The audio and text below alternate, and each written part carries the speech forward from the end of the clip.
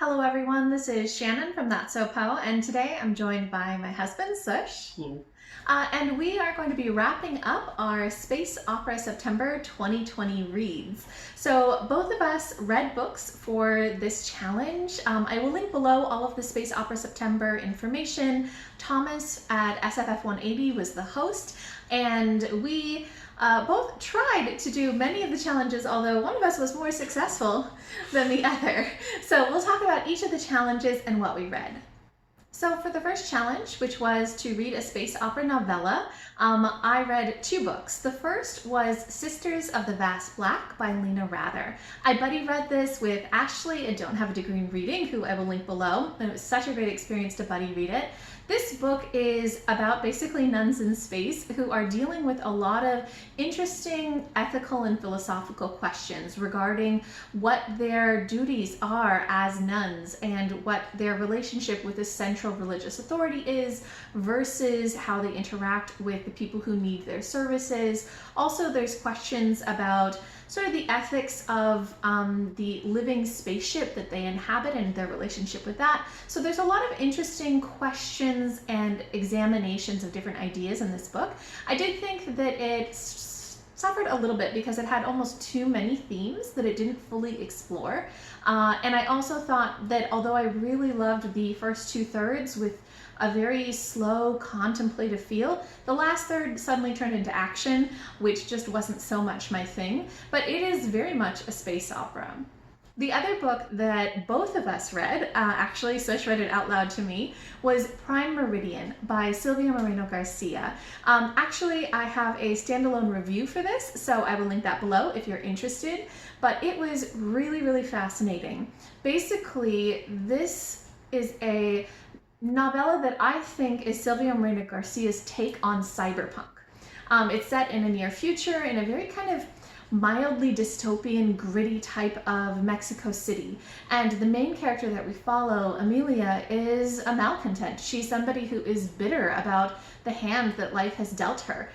She dreams of going to the colony on Mars, but is held back by her poverty and by so many circumstances that have affected her and made it impossible for her to reach her dreams. And it's all about that bitterness and anger and about her unwillingness to settle for this life. It did some really interesting things, although it also was a little hard to read at times because of the whole grittiness and really anger that you feel about this world and all of the bad decisions that she constantly makes. So I thought it was a really interestingly challenging read that I ended up really loving. And I think it's really interesting because it does a thing that we've talked about previously about gender swapping certain norms and then trying to see what it might look like. And this is a very human take on it. It explores her character really well, and it explores how her doing this is in contrast with how a genre would have typically taken it. So it was really well done. Next is challenge 2A, to read 2 space operas by women, or 2B, to read a space opera by a diverse author featuring diverse characters. There is a novel that I started reading but ended up DNFing that Sush actually finished for this prompt. And that is Do You Dream of Terra 2 by Temio, who is a Nigerian British author. And this is an interesting story set in a world where another planet that is being dubbed Terra 2 has been discovered, and they want to send out a mission to it. Unlike with many other space opera stories, there's no notion of freezing people as they go over. People are going to be alive and awake through the whole journey, which means that they want to send relatively young people in this mission, and they decide to basically train up a bunch of teenagers who go through this elite preparatory school and then try to take the journey. This book I thought was very interesting in how it dealt with a number of issues. For example, the notion of putting kids through an elite competitive school, which is basically going to scar them for life in certain different ways, and what effect that kind of an environment during foundationally developmental years can have on you. I would also say that a lot of the characters are very unlikable. But the thing is, it humanizes them. For each of the characters, it shows you who they are, gets you to kind of dislike them slightly, but then shows you the background to kind of show you why they are who they are and why it makes sense for them to act in that way. And it was something that was actually very, very well done. There's also a fairly diverse set of characters associated with that. There's also one more thing that I want to mention here, which is there were times where I was questioning whether this whole thing was believable, whether such a mission would take place or such a thing would happen. And it comes back to some of the criticism I've heard of horror movies, which is like, this person would never go down into the basement. Why? This is not believable. But as the current surroundings show, we do frequently wind up going down paths that, you think are not believable, and yet, no, that is part of the human condition. And so that is something to kind of consider. And I think the book definitely also kind of deals a little bit with that. So I found this to be a really interesting book and a very good read. Yeah, and even though I DNF'd it, I also thought that this book was really interesting in the way that it especially dealt with a lot of different mental health issues. A big part of this book is delving into how each of these teenagers is handling the separation from Earth and this kind of close quarters on the ship, and also kind of representing this journey into adulthood where you leave your childhood behind, and how all of these kids were so pushing for so many different reasons to get into this program, to get onto the spaceship, and then once they're on it, they realize that that wasn't necessarily what they really wanted or needed. So this book does such a cool job of exploring all those things. However, it does, for me, have a little bit too much of drama. There's a couple of scenes that are just very, very intense, and it was a little bit too much for me. But I still thought this book had a lot to offer, and I had some great discussions with Tori at Tori Morrow, who I will link below, who's the person that I heard about this book from, and also who kind of joined me for not a buddy read because she'd already read it, but just a buddy chat as I was going through it. There is a lot to think about and a lot to discuss in this book. In addition to this book, there were a few other things that we actually both read. The first is a comic series called Invisible Kingdom. I read both the first and second volumes, and Sush read the first volume. This is really interesting. It is basically a space opera comic series, also with nuns in space, interestingly enough, that I heard about from Rachel at Kalanadi, who I will link below.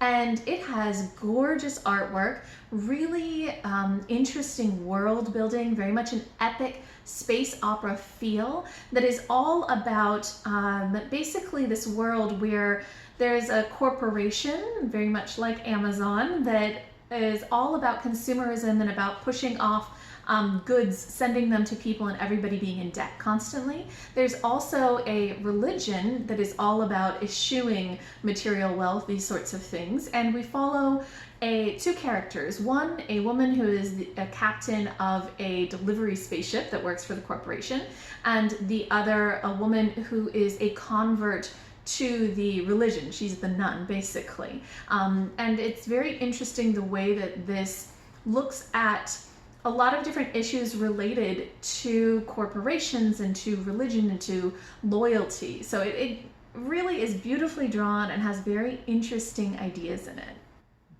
And I think there was also this, along with the whole big corporation thing, what I found was things like logistics. Like, can you make it to this spot in this time? Otherwise, you will not get this bonus. And these kinds of things, or being able to afford your gas.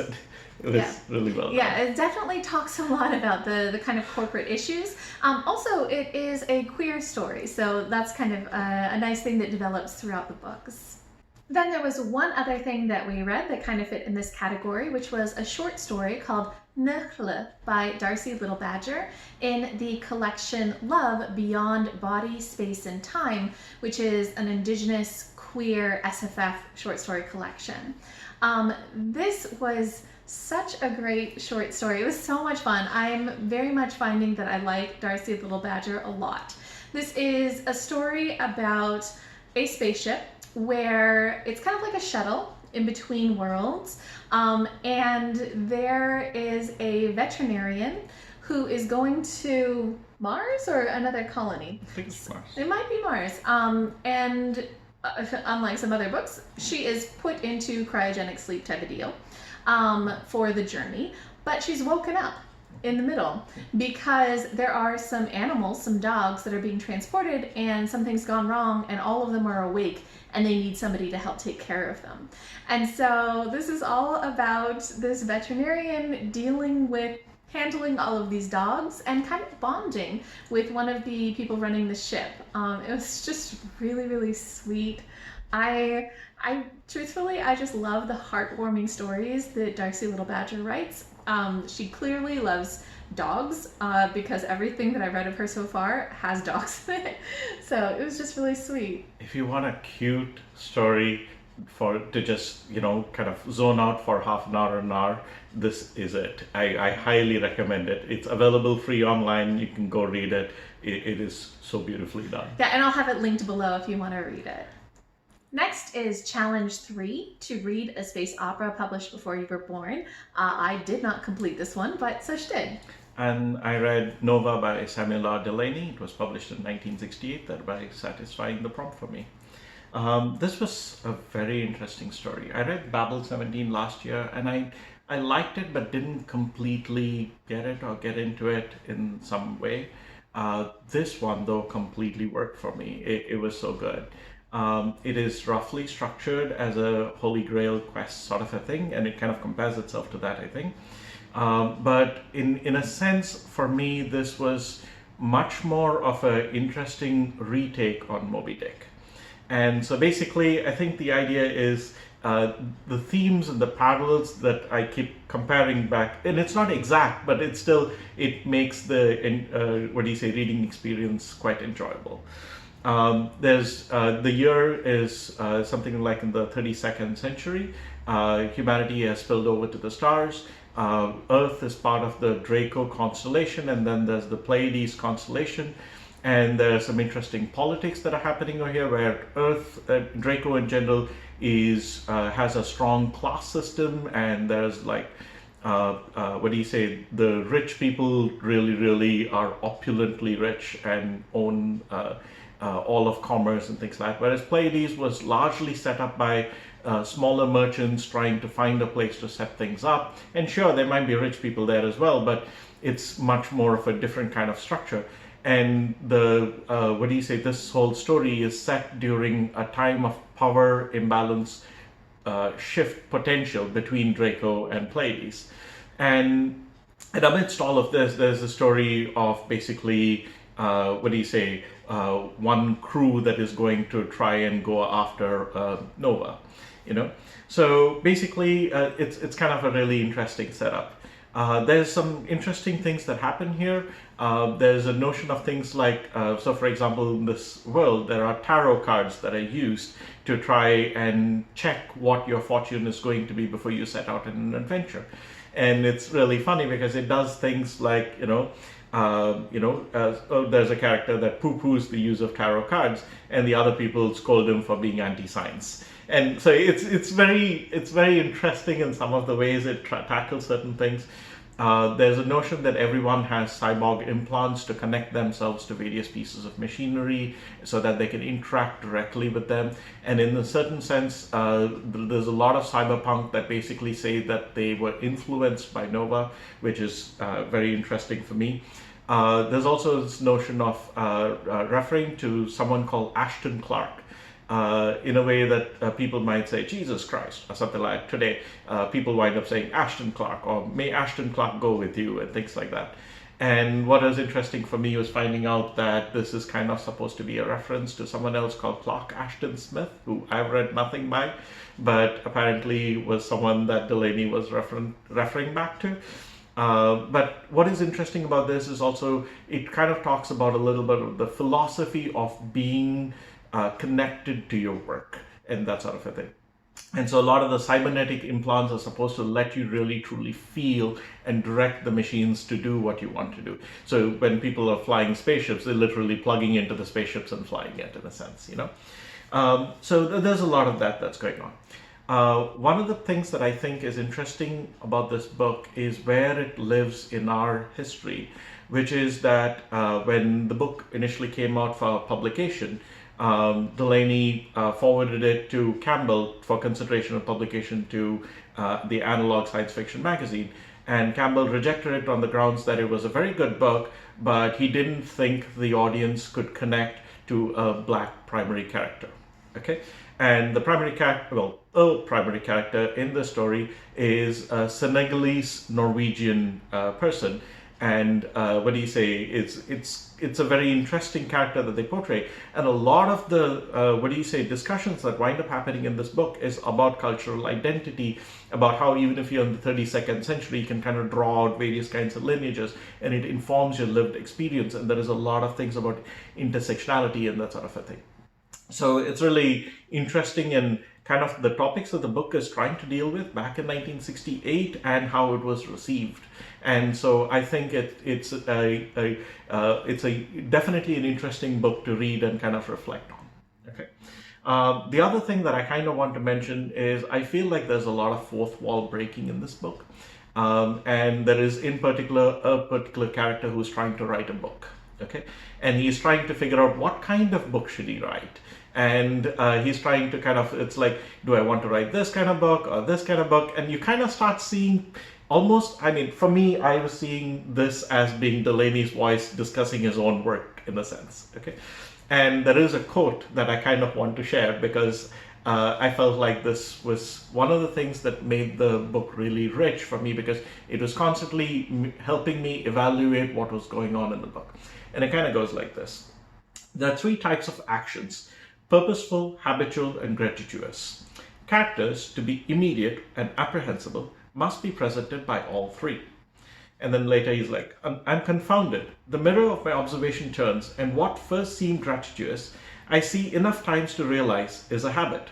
What I suspected as habit now seems part of a great design, while what I originally took as purpose explodes into gratuitousness. The mirror turns again, and the character I thought obsessed by purpose reveals his obsession is only a habit. His habits are gratuitously meaningless, while those actions I construed as gratuitous now reveal a most demonic end. And so it's kind of, it's beautiful because it's kind of like trying to think of how to write characters and how to kind of see a character's actions and what is habit, what is purpose. It's just beautiful. Now, having said all of this, I have to say that this is not a perfect book, okay? So for example, I would say that while the protagonist is, and a lot of the primary characters are done really well, the antagonist does fit into a mustache twirling kind of a thing, and it feels a little shallow. I will also say that despite a lot of the discussion of intersectionality, I didn't think that the book did that good at, task at its portrayal of some of the women characters, or how some of the men characters saw some of the women characters. And this, I think, did not beat the Bechdel test, for example, you know? So it's kind of like, there are just certain things about it that I felt fell slightly short, but overall, I think it is a very interesting book and does a lot of things. And the last challenge was to read a space opera 500 pages or longer.